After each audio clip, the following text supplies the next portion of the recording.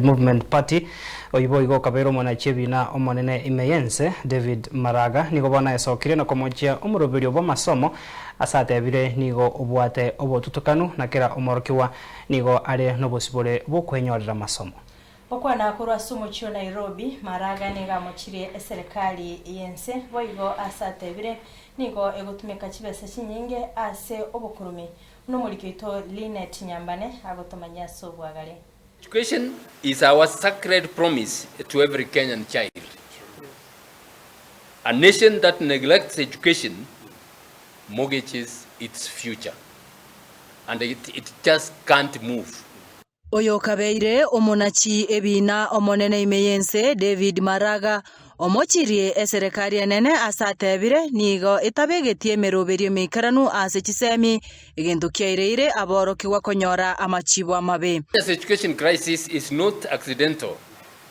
It is the predictable outcome of a government that has lost fiscal discipline, surrendered common sense, and chosen debt servicing, corruption, and political extravagance over investment in human capital.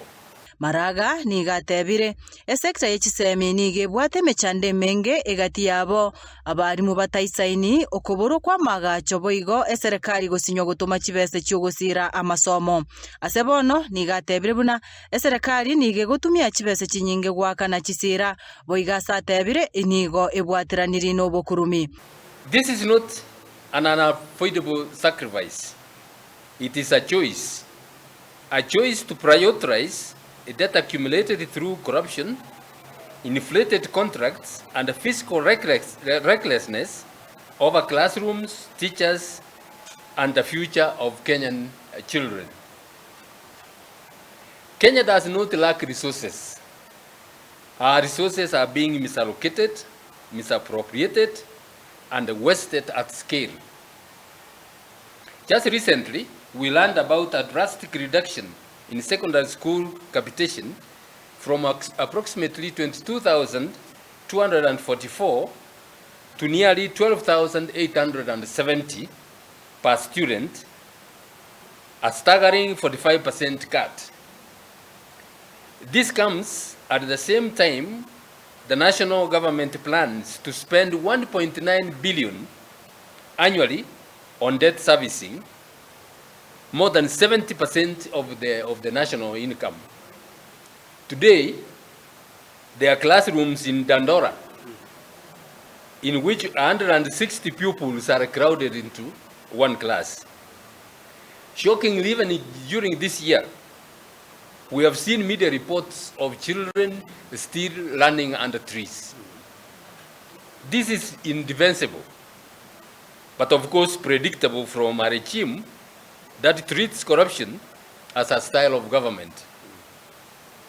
Ukatiba demands that no child should be left behind because of circumstances they do not choose.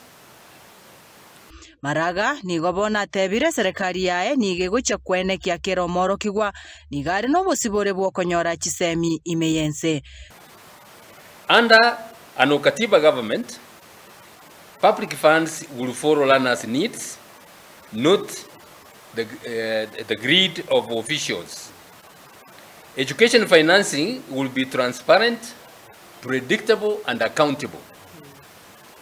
Money meant for children will reach classrooms, not disappear into bureaucracy and patronage networks. Teachers remain outstretched, under-supported, and excluded from reform designs.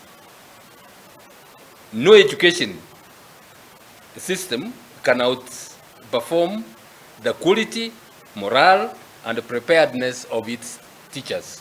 My government will prioritize the last mile of technology, ensuring that a child in Mandera has the same opportunities as a child in Nairobi. My fellow Kenyans, Goripoteria en Soko TV, irietaria ne Linet Nyambane. We must guarantee equal education to every Kenyan child. That is a constitutional right that the government has no option but to deliver.